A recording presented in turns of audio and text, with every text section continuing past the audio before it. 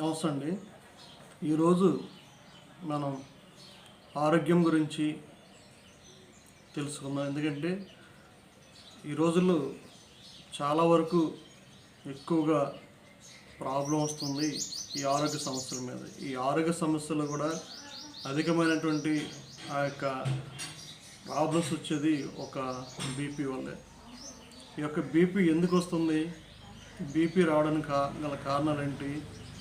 ఈ బీపీ వారసత్వ పరంగా వస్తుందా, లేదంటే అధిక హై ప్రెజర్ వల్ల వస్తుందా?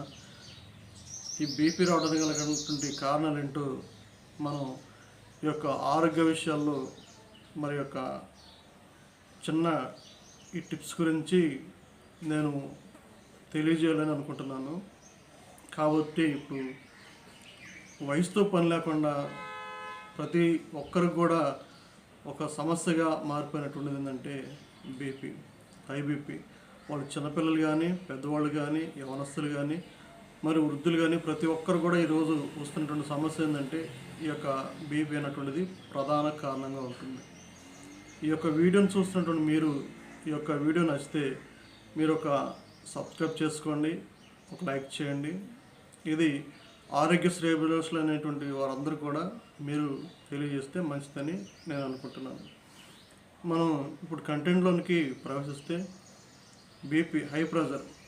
ఈ హై ప్రెజర్ ఎందుకు వస్తుంది, ఎలా వస్తుంది, దానికి గల కారణాలు ఏంటి అన్నటువంటి మనం కనుక చూసినట్లయితే ఈ హై ప్రెజర్ అంటుంటుంది ఈ బ్లడ్ ప్రెషర్ బీపీ రావడానికి గల కొన్ని కారణాలు ఉన్నాయి. ఆ కారణాలు ఒక్కోటి మనం కనుక చూడగలిగినట్టయితే, ఒకటి వయసు పడే కొంది మానవ శరీరంలో ఉన్నటువంటి ఆ యొక్క రక్తనాళాలు మందగించడం వల్ల ఆ యొక్క రక్తనాళాలు ప్రసరణ అన్నటువంటిది వేగంగా కాకుండా తగ్గటం వల్ల ఈ యొక్క బీపీ అనేటువంటి రావడానికి గల అవకాశం ఉంటుంది. మనం చూసినట్లయితే కుటుంబంలో ఎవరికైనా ఆ యొక్క పూర్వీకుల పరంగా కానీ, ఆ యొక్క తాతల పరంగా కానీ, వారసత్వ పరంగా కానీ ఏదైనా లక్షణాలు కనుక ఉన్నట్లయితే ఈ యొక్క హై బీపీ లక్షణాలు ఆ జీన్స్ అనేటువంటిది జీన్స్ లక్షణాల పరంగా కూడా రావడానికి అవకాశం ఉంది. ఈ కుటుంబంలో ఎవరికైతే వస్తాయో వాటి నుండి కూడా రావడానికి వచ్చే అవకాశం ఉంది. అధిక బరువు లేదా స్థూలకాత్వము, ఈ యొక్క అధిక బరువు కలిగినటువంటి వారు కూడా ఈ యొక్క డిసీజ్ అనేటువంటిది రావడం జరుగుతుంది. మరి స్థూలకాత్వం కలిగినటువంటి వారు కూడా ఈ యొక్క అధికమైనటువంటి రక్తపోటు రావడానికి గల అవకాశం ఉంటుంది. మన శరీరం శ్రమ లేకపోవడం వల్ల, మరి ముఖ్యంగా క్రమం తప్పకుండా ఈ యొక్క శరీరం అన్నటువంటిది మరి దానికి అలసట లేనప్పుడు ఈ శరీరంలో కొంత మరి పరిపాటి ఆ యొక్క రక్తశుద్ధి అన్నటువంటిది తగ్గుతూ ఉంటుంది అన్నమాట. ఈ యొక్క శరీర బరువు మరి లేకపోవడం వల్ల ఈ యొక్క శరీరం అన్నటువంటిది కూర్చొని ఎక్కువగా పని చేయకుండా కూర్చోవడం వల్ల ఈ శరీర బరువు పెరగడం వల్ల ఈ యొక్క హై బీపీ అన్నటువంటిది రావడానికి గల అవకాశాలు కూడా ఎక్కువగా ఉన్నాయి. అలాగే మనం చూసినట్లయితే ఆహారం తీసుకున్నటువంటి లోపంలో ఎక్కువగా మనం చేసేటువంటి తెలియనటువంటి ఆ యొక్క పొరపాట్లు అవి ఏంటంటే, మనం తీసుకున్నటువంటి ఆహారంలో ఎక్కువగా ఉప్పు కనుక తీసుకున్నట్లయితే మన యొక్క రక్తనాళాలలోకి అవి చేరి ఆ యొక్క ఎక్కువ ఉప్పు ఉండటం వల్ల శరీరంలో నీరు నిలుపుదల పెరిగిపోతుంది. అందువల్ల రక్తపోటు అన్నటువంటిది పెరుగుతుంది. కాబట్టి ఆల్కహాల్ కూడా తీసుకోకుండా ఉంటే మంచిది. ఈ యొక్క ఆల్కహాల్ అనేటువంటిది మరి అనేకమైనటువంటి రసాయనాలతో తయారు చేయబడుతుంది. కాబట్టి ఆ యొక్క ఆల్కహాల్ తీసుకోవడం వల్ల కూడా మనకు శరీరంలో ఉన్నటువంటి రక్తపోటు అధికంగా పెరగడానికి అవకాశం ఉంటుంది. మరి దీర్ఘకాలంలో అధిక రక్తపోటుకు దారితీయడానికి కూడా అవకాశం ఉంటుంది. అదేవిధంగా మనం చూసినట్లయితే ధూమపానం, స్మోకింగ్ అనేటువంటి కూడా చాలా మరి తగ్గిస్తే మంచిది. ఎందుకంటే మనం పీల్చేటువంటి ఆ యొక్క లోపలికి స్మోకింగ్ ద్వారా వెళ్ళేటువంటి పొగ ఊపిరితిత్తులకు, లంగ్స్కు మరి అక్కడ ఊపిరాడక మరి యొక్క రక్తనాళాలు అనేటువంటిది ప్రసరణ ఉంటుంది కొద్దిగా తక్కువగా జరగడం కూడా మనం చూస్తున్నాం. ఈ ధూమపానం వల్ల రక్తనాళాలు దెబ్బతీస్తుంది, మరి వాటిని కుసించిపోయేలా చేస్తుంది అన్నమాట. దీనివల్ల అధిక రక్తపోటు పెరుగుతూ ఉంటుంది. వీలైనంత వరకు ధూమపానానికి దూరంగా ఉంటే మంచిది. మరి అధిక ఒత్తిళ్ళు కుటుంబంలో యొక్క వర్క్ చేసేటువంటి వారి మీద మరి ప్రతి ఒక్క సమయంలో కూడా ఒత్తిళ్ళు ఎక్కువ ఉన్నటువంటి వారికి ఈ యొక్క రక్తపోటు అనేటువంటిది రావడం జరుగుతుంది. ఈ యొక్క దీర్ఘకాలిక ఒత్తిడి హార్మోన్ విడుదలకు ప్రేరేపిస్తుంది అనమాట. దీనివల్ల రక్తపోటు ఎక్కువగా పెరుగుతుందన్నమాట.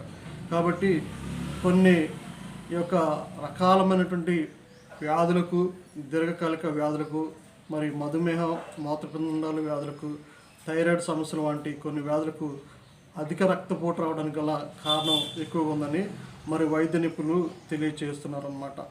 మరి బీపీ వచ్చిన తర్వాత తీసుకోవాల్సిన జాగ్రత్తలు ఏంటి? బీపీ వచ్చిన తర్వాత కంపల్సరీగా మనం వైద్యుని సంప్రదించి వైద్యుని యొక్క సలహాల ప్రకారంగా వైద్య యొక్క పరీక్షలు నిర్ధారించిన తర్వాత వైద్యులు ఏవైతే సూచనలు ఇస్తారో, సలహాలు ఇస్తారో వాటిని క్రమం తప్పకుండా పాటించాలి. వారు ఇచ్చేటువంటి ట్రీట్మెంట్ను ప్రతి నిత్యం కూడా వారు చెప్పినటువంటి ఆలోచనలు మరియు టాబ్లెట్ల యొక్క విధానాలు కూడా క్రమం తప్పకుండా తీసుకున్నట్లయితే దీని నుండి కూడా కంట్రోల్ కావచ్చు. ఇది మనం చూసినట్లయితే వైద్యుని సంప్రదించినట్లయితే రక్తపోటు నిర్ధారణ అయిన వెంటనే వైద్యుని మనం సంప్రదించడం చాలా మంచిది. వారు ఇచ్చేటువంటి మందులు తీసుకోవాలి, క్రమం తప్పకుండా వాడాలి. ప్రతిరోజు కూడా వ్యాయామం అన్నట్లుంది కంపల్సరీగా చేయాల్సిన అవసరం ఉంది. ఈ యొక్క శరీరానికి కావాల్సినటువంటి కసరత్తు చేయగలిగినట్లయితే రోజులో కనీసం ఒక హాఫ్ అన్ అవర్ వ్యాయామం కనుక చేస్తే అలాంటి అధిక రక్తపోటు రాకుండా నివారించుకోవచ్చని వైద్య నిపుణులు తెలియజేస్తున్నారన్నమాట. మరి క్రమం తప్పకుండా మందులు కూడా మనం వాడాలి. మరి ఇలాంటి మందులు ఇవన్నీ కూడా వాడిన తర్వాత దాని నుండి కొద్దిగా మనం ఆ యొక్క ఐబీపీని తగ్గడానికి కావాల్సినటువంటి జాగ్రత్తలు తీసుకున్నటువంటి వారుగా ఉంటాం. మరి ఏమేమి ఆహారాలు తీసుకోవాలి అని కనుక మనం చూసినట్లయితే ఉప్పు ఎక్కువగా తీసుకోకుండా కూరల్లో కానీ మరి వారు వాడేటువంటి ఆ యొక్క వంటకాలలో కానీ తినేటువంటి మజ్జిగన్నంలో కానీ వీలైనంత వరకు తగిన మోతాదు మాత్రమే ఉప్పు కనుక తీసుకున్నట్లయితే మన యొక్క ఆరోగ్యం అనేటువంటిది కుదురుపడుతుందని ఆ యొక్క వైద్యులు తెలియజేస్తున్నారు. మరి ఆల్కహాల్ విషయంలో కూడా దాని జోలికి వెళ్ళకుండా ఉంటే మంచిదని తెలియజేస్తున్నారు. మరి స్మోకింగ్ దానికి విషయంలో కూడా వెళ్ళకుండా ఉంటే మంచిదని తెలియజేస్తున్నారు. ఈ యొక్క ఆహార విషయంలో ఎక్కువగా పండ్లు, కూరగాయలు, తృణధాన్యములు మరియు తక్కువ కొవ్వు ఉండే పాలు ఉత్పత్తులు ఎక్కువగా తీసుకోవాలన్నమాట. ఈ యొక్క కొవ్వు పదార్థాలు ఎక్కువగా ఉన్నటువంటి వాటిని తగ్గించి మరి ఆరోగ్యానికి మంచికరం చేసేటువంటి వాటిని తీసుకున్నట్లయితే మంచిదని సూచిస్తున్నారు. అదేవిధంగా మనం పొటాషియం ఎక్కువగా ఉన్నటువంటి ఆ యొక్క పదార్థాలు కూడా తీసుకున్నట్లయితే దీన్ని నివారించవచ్చని తెలియజేస్తున్నారు. పొటాషియం ఎందులో ఉంటుంది, ఏమేమి తీసుకోవాలి కనుక మనం చూసినట్లయితే అరటి పండ్లు, దుంపలు, పాలకూర మరి మొదలగు ఆ యొక్క వాటిని కనుక తీసుకున్నట్లయితే పొటాషియం కూడా ఎక్కువగా ఉండదన్నమాట. మరి ఎక్కువగా తీసుకున్నటువంటి ఆహారాలు మరి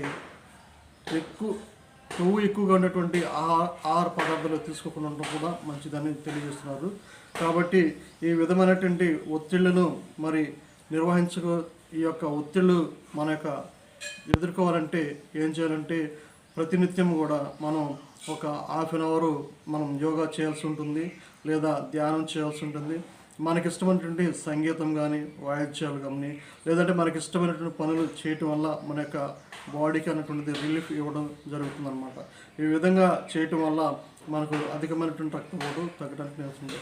అందులో ముఖ్యమైనటువంటిది మరి ప్రధానమైనటువంటిది మనిషికి రోజుకు సుమారుగా 7 గంటల నుండి 8 గంటల వరకు నిద్ర అన్నటువంటిది కంటి నిండా ఉండాలన్నమాట.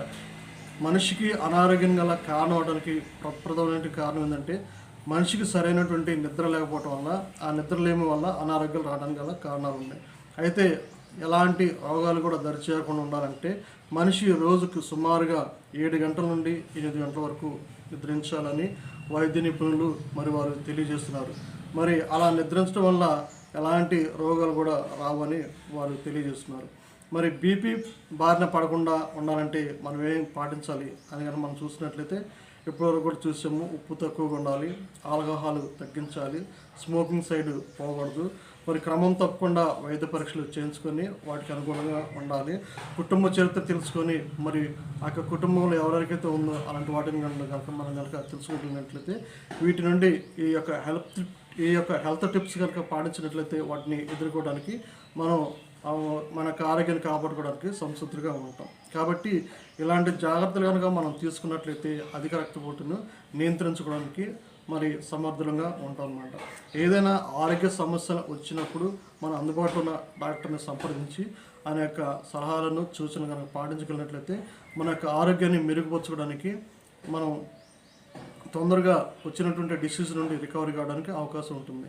కాబట్టి ఈ యొక్క వీడియోని చూసినటువంటి మీరు వీలైనంత వరకు మీ యొక్క ఫ్రెండ్స్ కానీ రిలేటివ్స్ కానీ ఎవరన్నా తెలిసినటువంటి వారికి ఉంటే ఈ యొక్క ఆరోగ్య విషయాలలో మరి తెలియజేస్తారని ఆశిస్తున్నాను.